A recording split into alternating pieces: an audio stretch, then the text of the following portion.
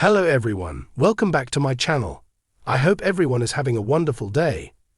The lights of the ITV studio gleamed like always, bathing the sleek set of The Chase in a modern glow. It was business as usual. The production crew bustled quietly in the wings. Cameras rolled.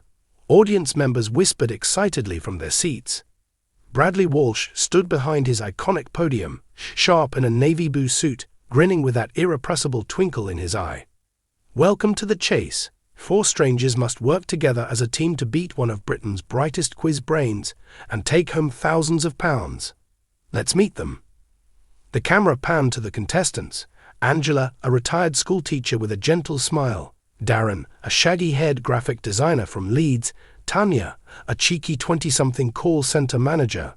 And last, William, stoic, immaculately dressed in a blazer and exuding quiet confidence. When it came time to speak, William looked directly into the camera. His voice was low and clear. My name is William. I'm 35 from Oxford, and I work as a solicitor. I'm here to win, that's it. Bradley's eyebrows lifted. Well, we've got a serious player in the house. You planning to take down the chaser? I plan to dismantle him, William replied, straight-faced. A laugh bubbled up from the audience, but Bradley blinked. He wasn't quite sure if William was joking. Chapter 2. The arrival of the Dark Destroyer. The team did decently. Angela brought back £4,000. Darren, distracted and overconfident, went high and lost. Tanya squeaked through with £3,000. Then it was William's turn. He breezed through his cash builder, earning £7,000 with surgical precision. He didn't second guess. He didn't joke. He just answered. Bradley whistled. Wow, that was sharp. I'm calling that a performance.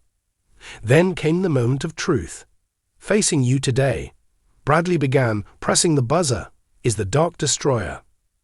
The audience clapped as Shaun Wallace walked onto the stage.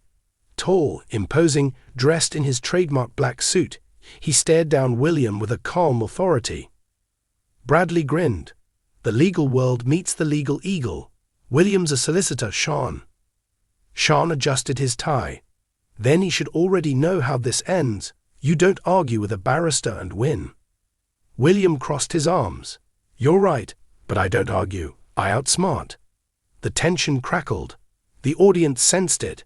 This wasn't the usual playful banter. Something was simmering under the surface. Chapter 3. The duel begins.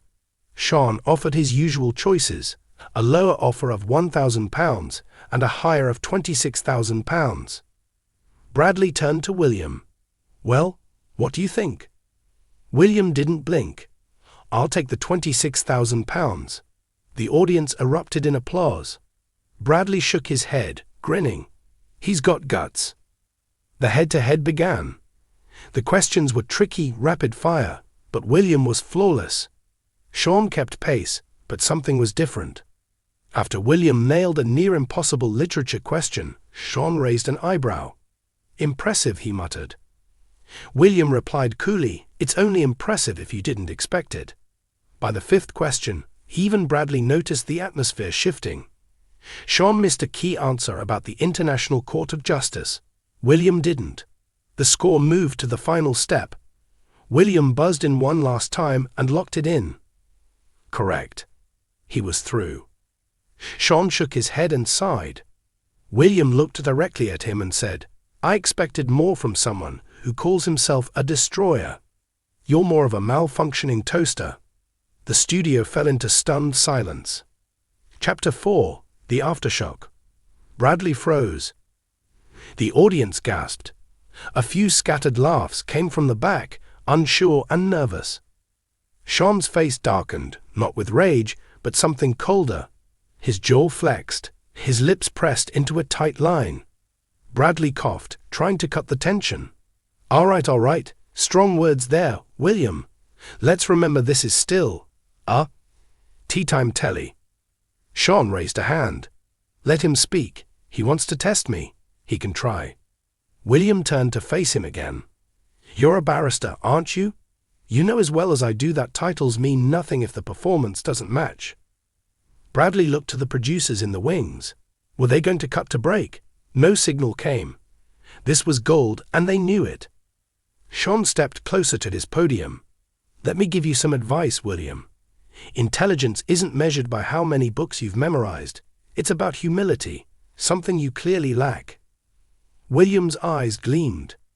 And performance isn't measured by reputation. It's measured by outcome. You lost.